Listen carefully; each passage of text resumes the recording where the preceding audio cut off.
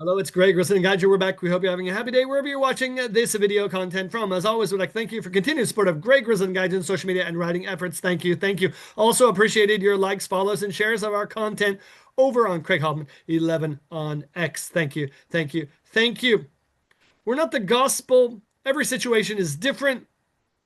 Your life is yours to live, and we hope you do so happily. At the very core, this kind of content is entertainment. But we do believe that there's something that if you live in Japan, you can take from our experience. And if you do not live in Japan, something perhaps to think about in your own daily life journey. That being said, time is a valuable commodity. Let's get to it. AI, expat life, and the illusion of being indispensable. I want to talk about something that surprised me recently. I saw a job advertisement, not just any job advertisement, one connected to a place I used to work. And I didn't expect it to bother me, but it did. Not dramatically, not emotionally. I'm 50 years old and gray, grizzled, and gaijin for a reason. Just quietly. And that small reaction got me thinking about something larger, artificial intelligence, of which we write about and post about often, expat life in Japan, also, which we write about and post about a lot, and the illusion of being indispensable, something we certainly these days think an awfully lot about. Because all three, in different ways, challenge the same thing, our ego. Shifting slightly, in academia right now, there's a lot of discussion about AI. Can we detect it? Difficult. Can we ban it?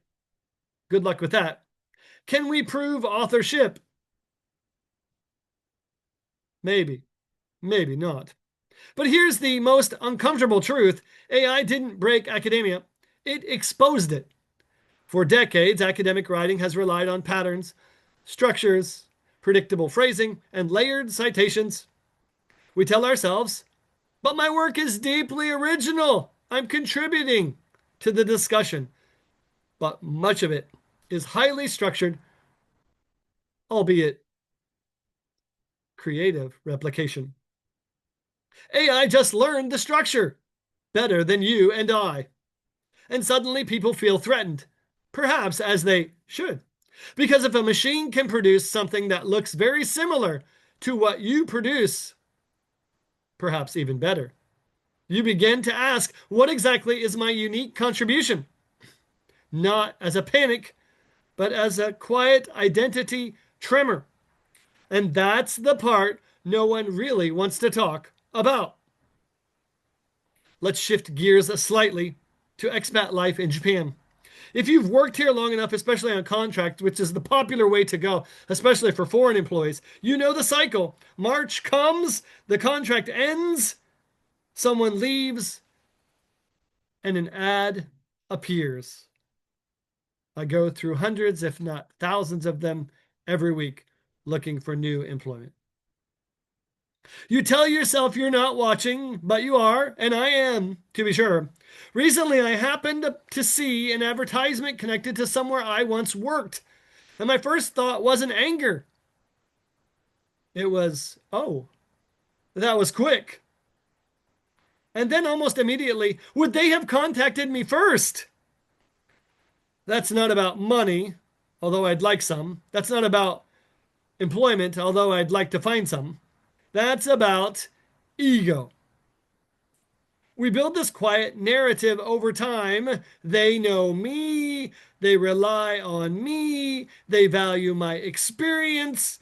If something opens up, surely I would and I should be considered at the top of the list.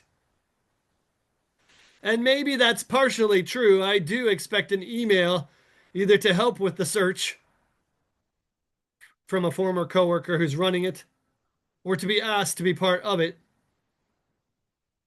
But institutions, companies, and schools are not built around individuals here in Japan, to be sure. They are built around continuity. And continuity requires replaceability. The system is designed to function whether you or I are there or not. That's not personal. It feels personal. That I can tell you. It's amazing how fast your sense of indispensability dissolves when an HR department person posts on social media, "Here's a job." This is where AI and expat life intersect and intertwine.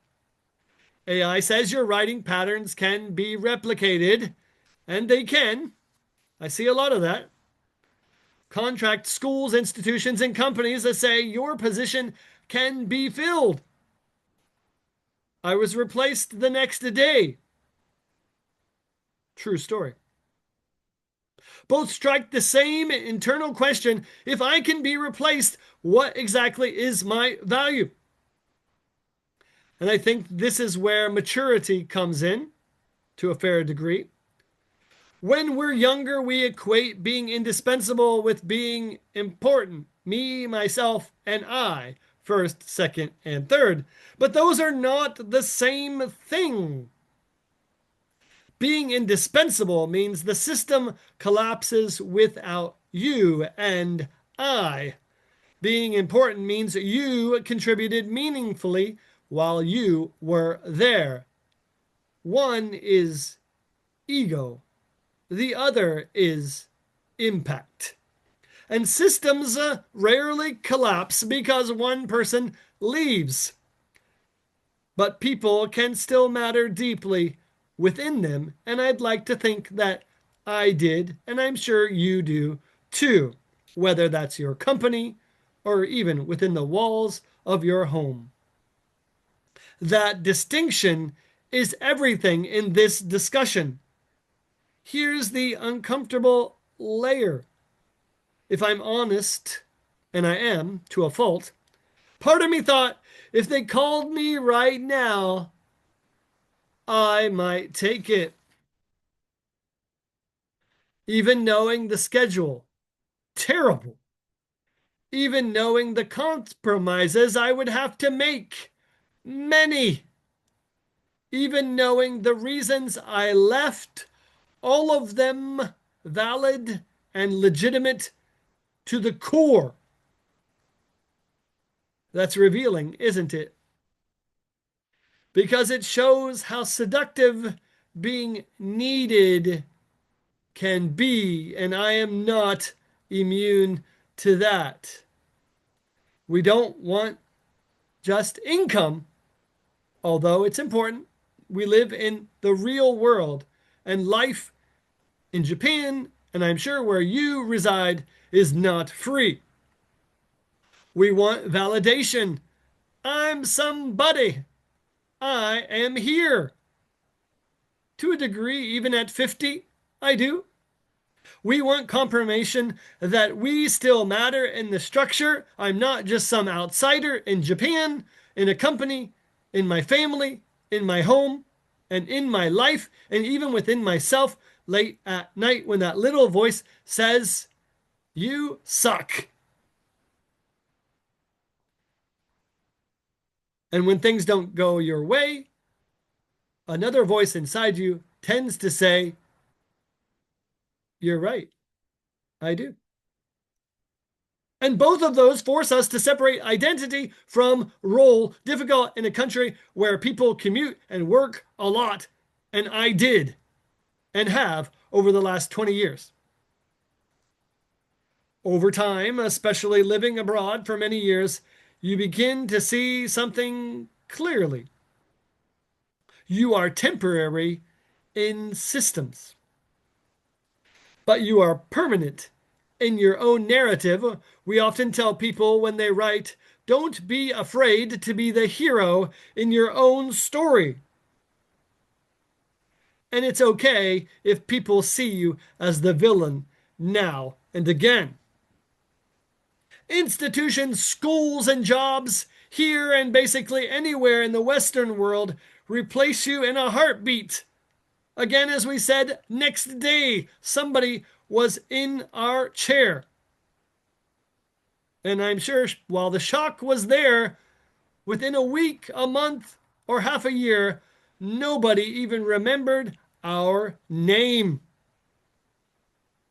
AI too replicates patterns. Contracts rotate. Job advertisements appear. But your lived experiences cannot be duplicated. You are an original. 20 years living in another culture, lots of personal observations, lots of relationships, some successful, some not, some in a murky gray area in between, depending on how much I need them or they need or needed me. Mistakes on both sides in bunches, and growth, personal and professional, from me and those who I have worked with and for whom I have worked for over the last 20 years. That's not replaceable at all. So maybe the goal at the end of the day is not to be indispensable. Maybe the goal is to contribute fully without tying our identity to whether the system panics or goes on without us, because it won't and it will, and that's okay. The real question becomes, can we accept replaceability in structures while recognizing our uniqueness as individuals? That's the tension I experienced yesterday, and one I've been living with for the last half year or so as I look for new work. And maybe that tension is not something to be solved or that can be solved. Perhaps it's something to understand. I'll let you know. That's it. And as always, have a great, great day.